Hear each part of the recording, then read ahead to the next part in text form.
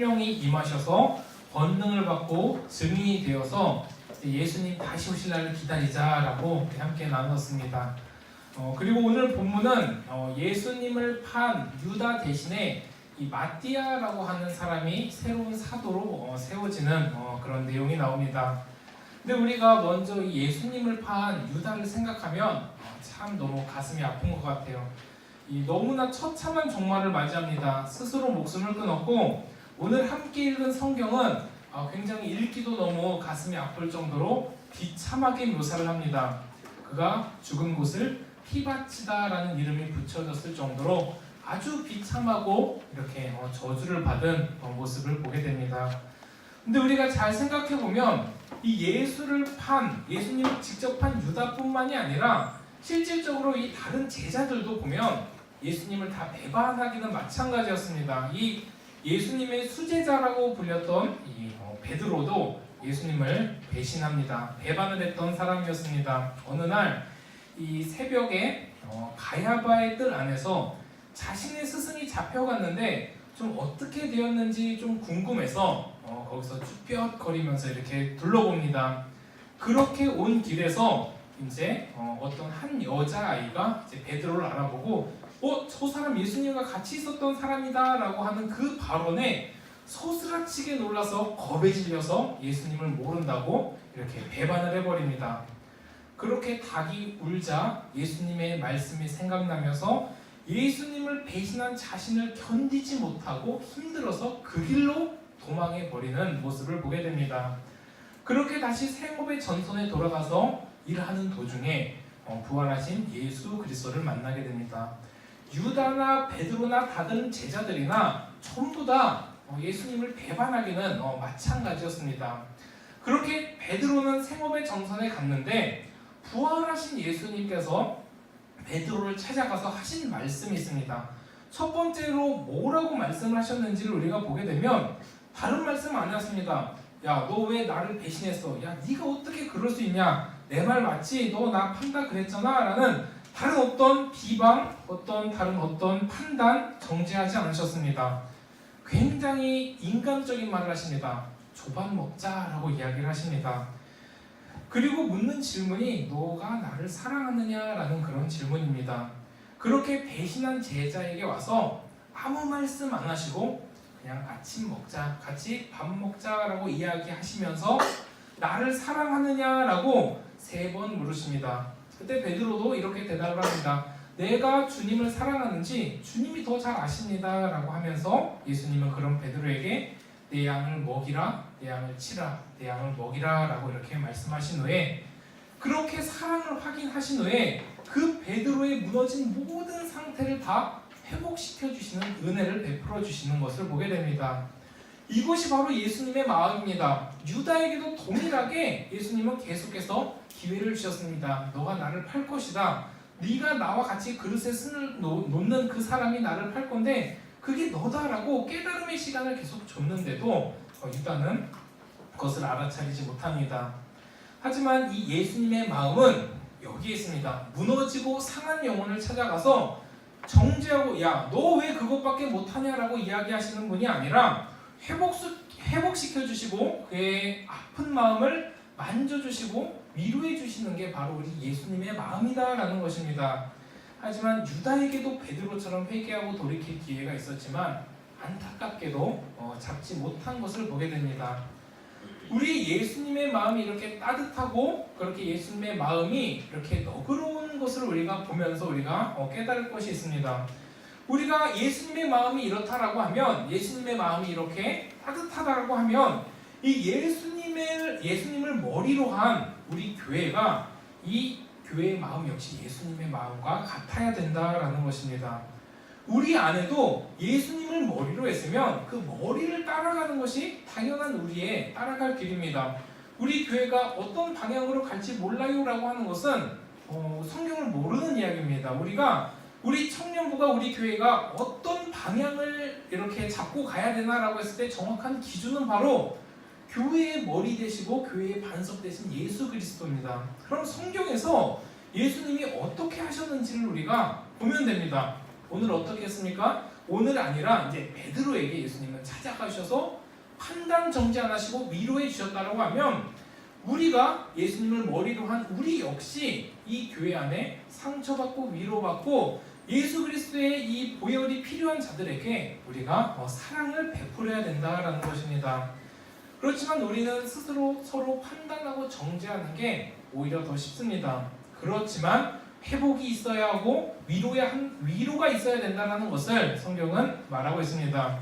병든 마음이 고침을 받고 위로를 받고 회복을 해야 예수님을 따라가는 교회 공동체의 모습이다라고 볼 수가 있습니다. 하지만 우리가 서로를 비판하고 판단하고 내가 너보다 잘나서 더 이렇게 한다라고 하면 예수님이 원하는 모습에서는 거리가 멀어지는 것을 보게 됩니다.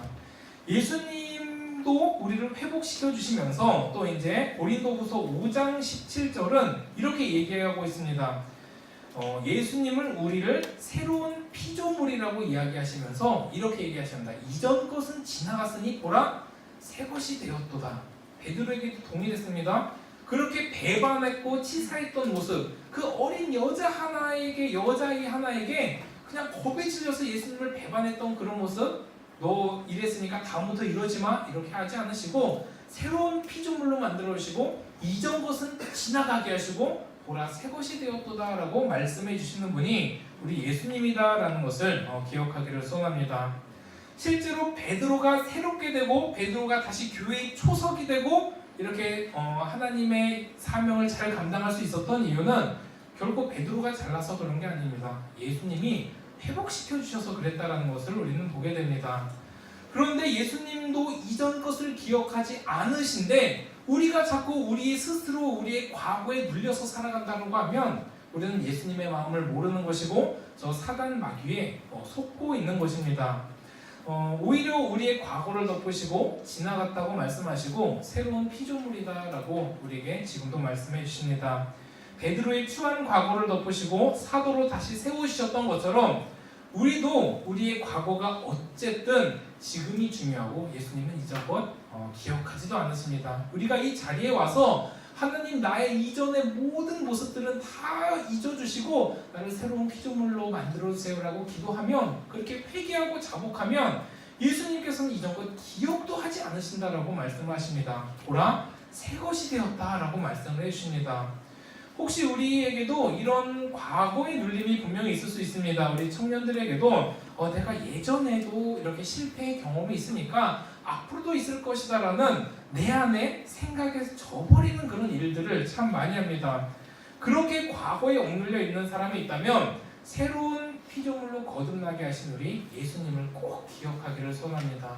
사람은 우리의 과거와 허물을 들춰놓고 우리를 비판하고 판단하고 또 그러고자 너 그랬던 애야 라고 우리를 속이고 저 사단 마귀가 우리를 그 나락으로 끌어내릴지라도 예수님이 내 그 모습 때문에 돌아가셨다는 걸 알고 이전 것을 지나가게 하신 그 예수님을 우리가 반드시 기억해야 합니다.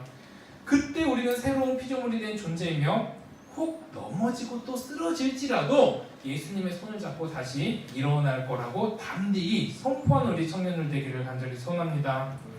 오늘 본문은 좀 처참하게 죽은 유다를 대신해서 이 마띠아를 새로 이제 사도로 뽑은 내용입니다. 근데 왜 굳이 한 명을 더 뽑아서 11명으로 가도 될 것 같은데 이 12명을 뽑았을까라는 생각이 들기도 합니다. 예수님은 11명이 부족해서 12명을 세우신 분은 아니었을 것입니다. 우리가 이 성경의 내용을 약간 두 가지 측면으로 왜 마띠아를 이렇게 다시 이렇게 선택했는지 두 가지 측면으로 우리가 좀 살펴볼 필요가 있습니다. 자, 먼저 두 가지 측면으로 볼 수 있는데 첫 번째 히브리서에서 12은 완전한 이 충족수입니다. 그래서 이것은 무슨 것을 이야기하냐면 12명을 다시 사도로 뽑은 이유는 궁극적으로 이 12이라는 숫자의 개념이 있는 것이 아니라 이 예수님이 원하시는 충족한 수인 12명을 통해서 신약의 기초를 예수님을 기준으로 다시 세워놓겠다라는 그런 의미입니다. 그런 의미니까 12를 숫자적인 개념으로 보기보다는 예수님이 원하시고 예수님이 만족하시고 예수님이 그리는 디자인한 그 예수님께서 만드신 교회를 너희 12명을 통해서 교회의 초석으로 세우겠다라는 그런 선포와도 같은 말씀입니다. 그리고 또 다른 측면으로 보면 예수님이 11명이 부족해서 한 명을 더 뽑으시는 분은 아닙니다. 실제로 예수님은 11명이 아니라 아무도 없으셔도 그의 능력을 충분히 드러낼 수 있는 분입니다. 그렇게 능력이 있는 분이십니다. 그런데 왜 마띠아를 뽑았는지 우리가 생각해 봐야 합니다. 하나님의 나라는 일꾼이 부족해서 이렇게 하나님의 나라가 완성이 되는 것은 완성이 안 되는 건 아닌데, 하나님의 나라는 크기와 숫자로 이루어진 나라도 아닌데 왜 한 명을 더 뽑았을까? 라는 그런 우리가 고민을 한번 해봐야 합니다. 실제 우리 지금 하나님의 나라를 위해 일하는데 하나님의 나라가 과연 우리의 힘과 열정으로 이룰 수 있는 나라인가 한번 생각해 보면 절대 그렇지 않습니다. 하나님의 나라는 하나님께서 임하게 해주셨고 하나님께서 이제 이끌어 가십니다. 그런데 왜 뽑았는지는 우리가 말씀을 통해서 그 힌트를 얻을 수 있습니다. 바로 성령을 기다리라 라는 말씀입니다. 왜 이 말씀이 그것과 연관이 되지라고 생각을 해보면, 성령을 기다리라 라고 하는 이 기다리라는 말씀은 이제 곧 성령이 너희에게 오겠다라는 약속입니다. 그렇다면 성령이 임하면 너희에게 능력을 주고 권능을 주겠다라는 말씀이고, 성령이 와서 너희와 함께 해주겠다라는 그런 약속입니다. 즉 하나님의 나라는 일꾼으로 마띠아를 부르기도 했지만 구체적으로 우리가 그 내면을 보면 이 마띠아와 같이 사도와 함께 해주겠다라는 하나님의 사랑의 고백이며 하나님이 너희와 끝까지 함께 하겠다라는 그 약속을 지키기 위한 것입니다. 그래서 일의 개념보다는 성령이 함께하여 주셔서 우리에게 능력을 주겠다라는 그런 약속으로 우리가 봐야 합니다. 실제로 세상 끝날까지 내가 너희와 함께 하겠다라는 이 약속보다 더 귀한 약속은 없습니다. 한 선교사님이 우리가 나중에 수련회 때도 나올 때지만 그 우리 조선이라는 나라를 두고 기도했을 때 하나님의 이 음성을 듣고 한 달이나 이렇게 태평양을 건너서 와야 하는 조선에 온 그 기억이 있습니다. 그때 하나님의 음성이 이겁니다. 내가 세상 끝날까지 너희와 함께 하겠다라는 것입니다. 우리가 어떤 사명의 길에 설 때, 우리가 헌신의 기회가 있을 때 우리가 결단하고 나아갈 수 있는 이유가 바로 여기 있습니다. 하나님이 나와 함께 해주시겠다라는 그 약속입니다. 내가 세상에 어떤 힘 있는 사람, 능력 있는 사람과 함께 있는 것보다 하나님이 함께 해주신다고 하면 이것보다 더 큰 선물은 없습니다. 그렇게 마띠아를 부르신 것은 나와 함께 하자라고 하는, 어떻게 보면 예수님의 사랑의 고백이다라고 볼 수가 있습니다. 예를 들면 우리가 항상 좋은 곳을 가거나 맛있는 것을 먹으면 가장 먼저 생각나는 사람이 우리가 가장 사랑하는 사람이다라고 이야기를 합니다. 한번 지금 생각해 봅시다. 내가 저를 예로 들겠습니다. 가장 맛있는 치킨을 먹을 때 가장 먼저 생각나는 사람, 그 사람 가장 이렇게 사랑하는 사람입니다. 그럼 누구와 생각나나 이렇게 보니까 요새는 이거는 그냥 괜히 하는 소리가 아닙니다. 우리 청년들이 좀 생각나더라고요. 처음에는 우리 아들도 생각나고 또 이렇게 다른 사람도 생각나고 하는데, 야 이거 우리 청년들 먹으면 되게 맛있겠다라는 이런 생각이 납니다. 그리고 또 어떤 아름다운 장면을 보거나 또 좀 풍경, 바다 같은 풍경을 보면서 야 여기 꼭 누구랑 같이 오고 싶다라고 하는 사람, 그 사람이 가장 또 사랑하는 사람이다라고 합니다. 오직 성령이 너희에게 임하시면 너희가 권능을 받고 증인이 되라는 말이 바로 이런 뜻입니다. 하나님의 역사의 현장에, 사역의 현장에 우리를 사랑의 고백으로 초대하는 겁니다. 하나님이, 예수님이 이 길과 이 사역이 얼마나 기쁘고 즐겁고 행복한 길인지를 알기 때문에 우리 보고 증인이 되어 달라라고 이렇게 부탁을 하는 것이고, 마띠아를 사도로 뽑아서 교회에 초석으로 세워줬다라는 것을 우리가 기억을 해야 됩니다. 나를 막 괴롭히려고 나의 재능을 빼내가지고 교회에 유익을 주려고 이런 개념이 아니라 이 길이 축복되고 너무 좋은 길이기 때문에 하나님께서 우리를 유익한 선물로, 그런 초대의 개념으로 우리를 불러주셨다라는 것을 기억하기를 선합니다. 이 말씀을 하시고 12절에 자 어떻게 하냐? 제자들을 감람원이라고 하는 산으로부터 예루살렘으로 이제 돌아오는 모습을 보게 됩니다. 그리고 나서 이들은 흩어지지 않고 13절에 어떤 일을 하냐? 다락방으로 올라갑니다. 마가라고 하는 요한의 다락방으로 올라가서 함께 모여 있습니다. 이 다락방에서부터 하나님의 역사가 이제 사도행전의 성령의 행전이 그리고 교회가 시작되는 것을 보게 됩니다. 하나님께서 약속하신 성령을 기다리라라고 해서 이들은 그래도 그 말씀을 기억하고 흩어지지 않고 이제 마가의 다락방에 이제 120명이라고 하는 그 성령의 사람들이 올라가서 기다립니다. 그리고 그 사람들이 성령을 기다리고 그리고 이제 이 모인 사람들 중에서 이제 마띠아라고 하는 사도도 뽑고 오로지 기도에 힘쓰는 모습을 우리가 또 보게 됩니다. 근데 이 다락방은 가정에 있는 공간이다라는 것을 우리가 또 눈여겨볼 필요성이 있습니다. 여기서 사도들의 사역과 교회가 시작되었고 초대교회의 시작이 바로 여기서 됐다라고 하는 것은 굉장히 큰 의미입니다. 하나님이 어디서부터 사역을 시작하실지를 분명하게 정해주는 그런 기초와도 같은 말씀이기 때문입니다. 하나님께서는 신약의 새로운 교회를 어디서 시작하셨냐? 다락방, 즉 가정에서 시작했다라는 것을 우리가 반드시 기억을 해야 됩니다. 지금도 분명히 개인적인 차이는 있지만 가정에서부터 이렇게 하나님의 나라를 경험을 해야 되는데 가정에 상처가 있는 경우가 저의 시절만 해도 참 많이 있었던 것을 좀 보게 됩니다. 이 가정에서 하나님의 교회가 시작되었고 하나님의 작은 나라를 경험해야 되는데 우리에게 가끔은 이제 가정의 상처로 인해서 가정의 아픔을 통해서 좀 이렇게 하나님에 대한 오해가 있는 것을 또 보게 됩니다. 지금은 아버지라고 하면은 다들 어떤 생각이 드는지 저는 잘 모르겠는데 제 모든 친구들 거의 80%나 90% 저의 이 80년대에 살아갔던 사람들을 보면 아버지랑 살던 사람이 별로 없었던 것 같아요. 한 8명 중에 한 뭐 3명 정도, 그러니까 저를 기준으로 봤을 때 한 3명 정도 그래도 아버지와 그렇게 관계를 잘 하는데 나머지 5명은 아버지에 대한 상처가 다 있어요. 그래서 하나님 아버지라고 부르면 그 아버지가 너무 불편해서 하나님에 대한 오해가 막 생기는 것을 보게 됩니다. 그래서 실제로 그렇게 아버지에게 상처가 있는 사람들은 신앙생활을 할 때 뭔가 내가 신앙생활을 열심히 안 하면 하나님 아버지한테 혼날 것 같다라는 그 생각에 눌리면서 신앙생활하는 것을 보게 돼요. 하지만 하나님은 그런 분이 아님에도 불구하고 그런 모습을 보게 됩니다. 그런데 우리가 이것에 억눌려서 그렇게 우리는 그렇다라고 생각해서 머물러 있으면 안 되는 게 뭐냐면 우리가 이제 우리 청년들이 만들어갈 가정을 이제 생각을 해야 된다라는 것입니다.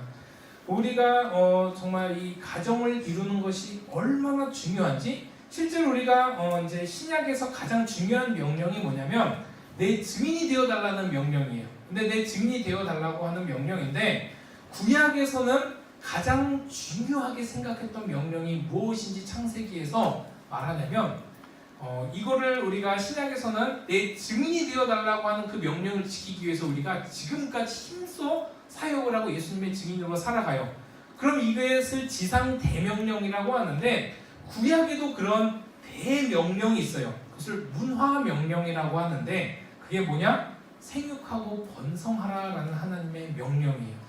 그렇기 때문에 생육하고 번성하기 위해서는 우리가 반드시 가정을 이루어야 되고 그 가정을 통해서 하나님의 나라를 경험하게 해야 되고 그 가정을 통해서 하나님께 영광을 돌려야 돼요. 그렇기 때문에 생육하고 번성하라라고 하는 이 하나님의 말씀에 불순종하는 것은 죄다라고도 볼 수가 있어요.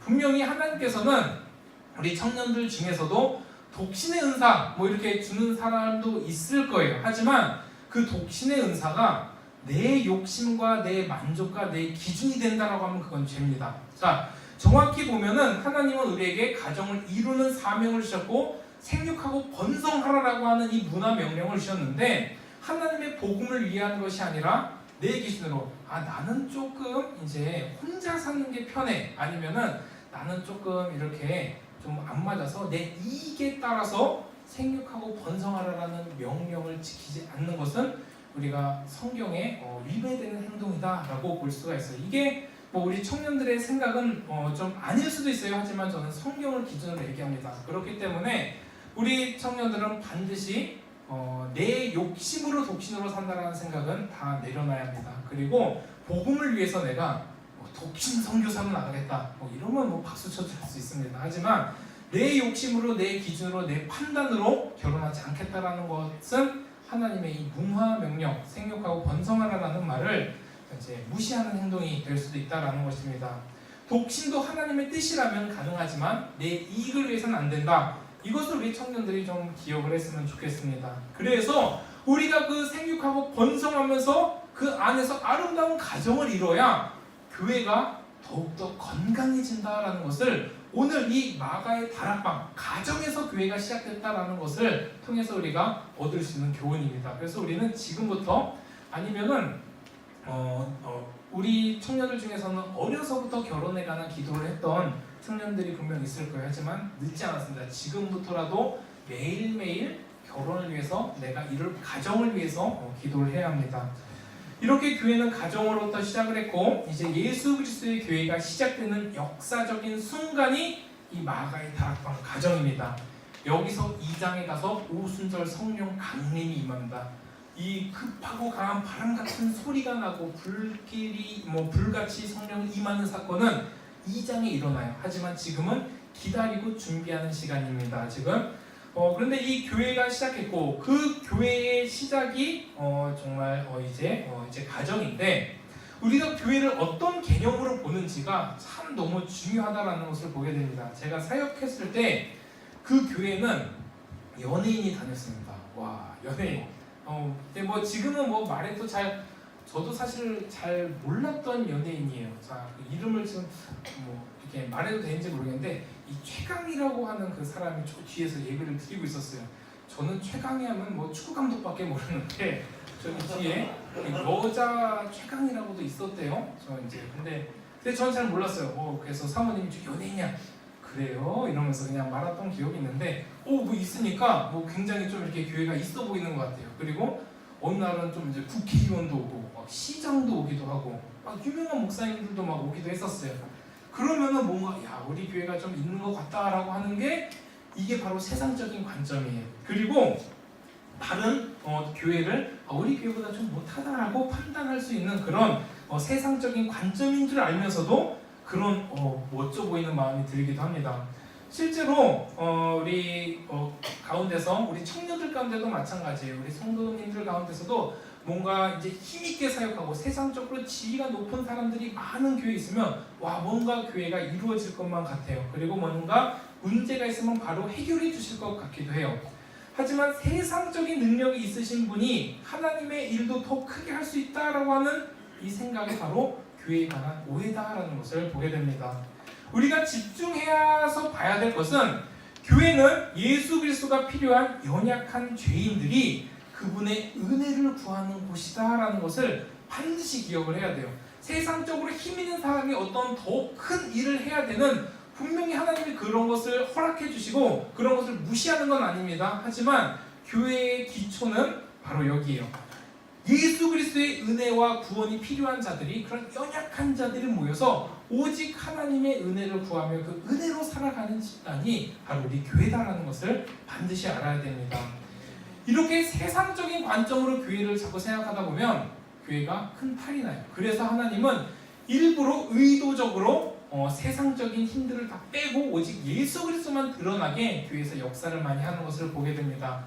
또 제 이야기를 해서 죄송한데, 제가 사역했던 교회에 이제 새로운 건축을 하게 됩니다. 이제 하나 건축을 하게 되는데, 교회가 굉장히 오래돼서 새 건물로 이제 지으려고 건축을 준비하는데, 일선에서 서서 하는 장로님, 제가 너무나 어려서부터 잘 본 장로님입니다. 이제 저희 모교의 이야기가 아니라 제가 사역했던 교회입니다. 그러니까 모르겠죠. 제 모교에는 이름을 아는 사람이 몇 명 있어서 저기 서울에서 사역을 했을 때 그 장로님이 정말 목사님을 일선에서 도우고 이렇게 힘써서 이렇게 나아갔던 분이에요.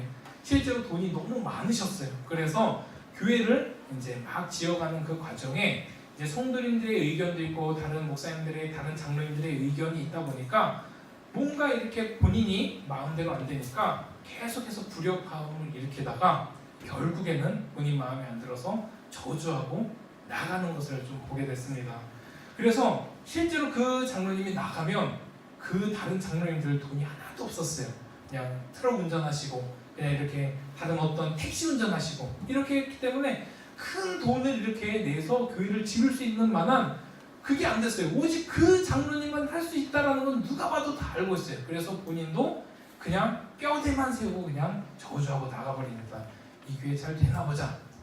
그런데 결과론적이긴 하지만 하나님의 교회는 하나님이 역사하여 주셔서 아름답게 교회가 세워졌고, 제가 그 교회에서 4년간 전도사 사역을 하고 제 모교회인 안산선전교회와 그 이제 교회에서 공동으로 파송받아서 필리핀으로 나가는 그런 놀라운 역사가 일어났습니다.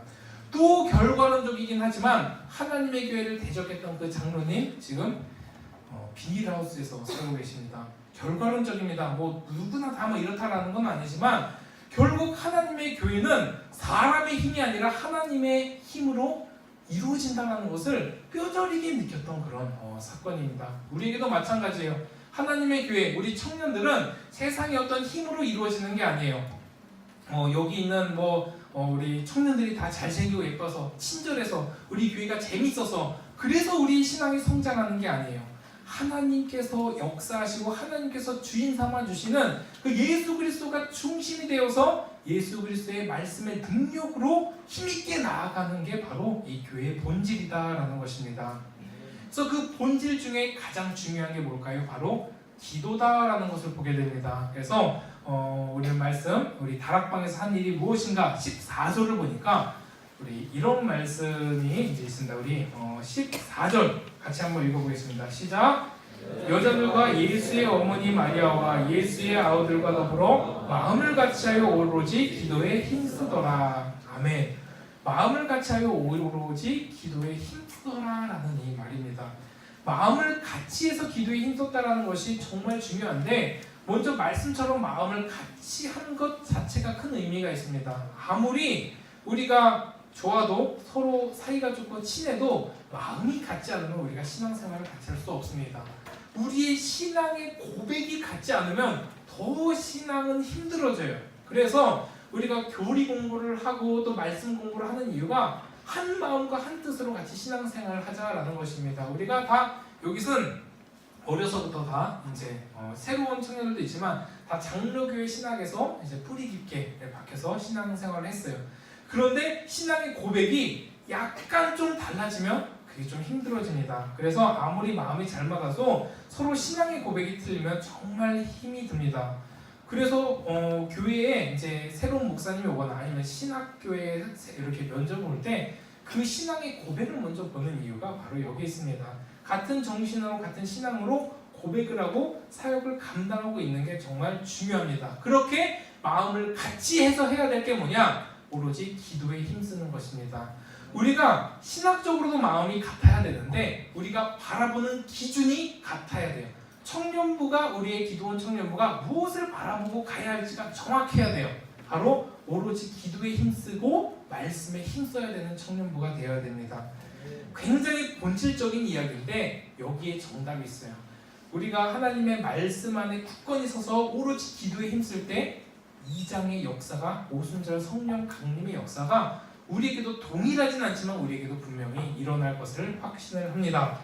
그렇게 같이 마음으로 모인 자들에게 베드로가 한 첫 번째 설교가 바로 15절의 내용이에요.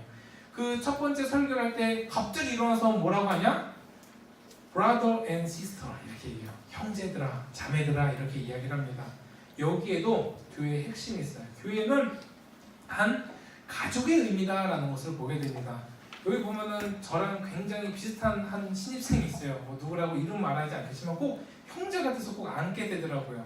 누군지는 잘 이렇게 이제 저랑 좀 이미지가 비슷해서 너무 반갑더라고요. 근데 이 브라더라고 하는 이런 형제 자매다라고 하는 그 표현이 우리 교회 안에 형식적인 표현이 아니라 실제로 살아나야 될 그런 표현이에요.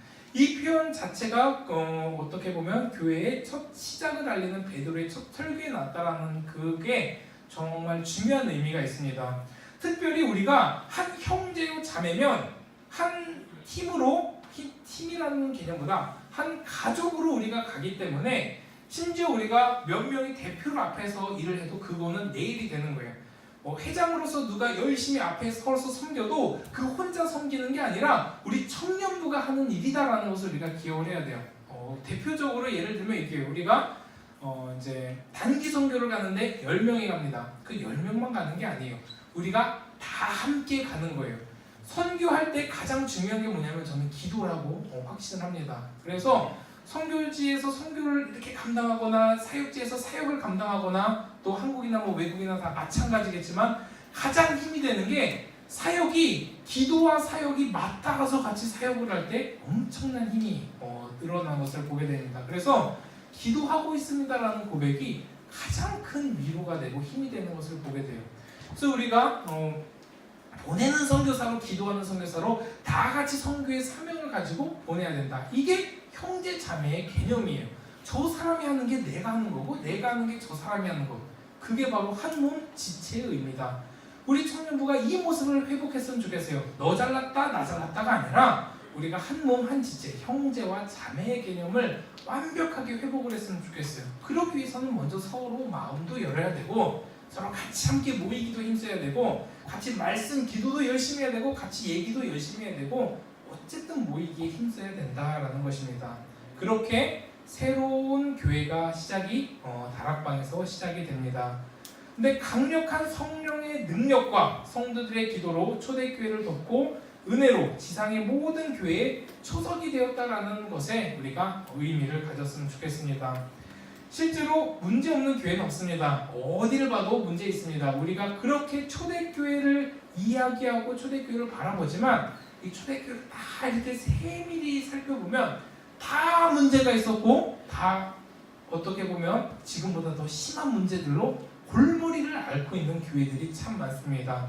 하지만 그 하나님께서 그 교회를 들어 역사하시는 것을 보면 교회는 사람이 하는 게 아니라 하나님이 역사하시는 곳이다 라는 것을 알게 됩니다. 그래서 우리가 이 말씀을 생각하면서 우리 교회 안에서 예수님의 모습이 회복되기를 소원합니다. 서로 판단 정지하기보다 서로 위로하고 예수님께서 베드로를 회복시켰던 것처럼 지금 내 영적 상태가 바닥이고 내가 너무나 힘들고 소망과 희망이 없는 청년들이 많이 있다 하더라도 이곳에 오면은 예수님의 능력으로 말씀으로 회복되는 역사가 있는 우리 청년들이 되기를 소원합니다.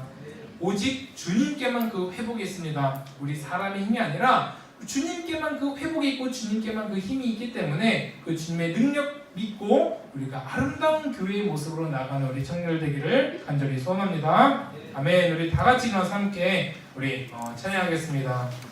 우리 찬양 우리 6번 우리 주를 위한 이곳에 우리 같이 찬양하고 우리 함께 기도하도록 하겠습니다. 우리 가사를 생각하면서 함께 전심으로 하나님께 찬양하겠습니다.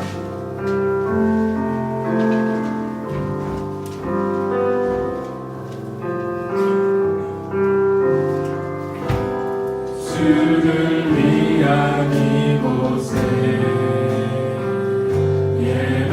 예배하는 자들 중에 그가 찾는 이 없어 주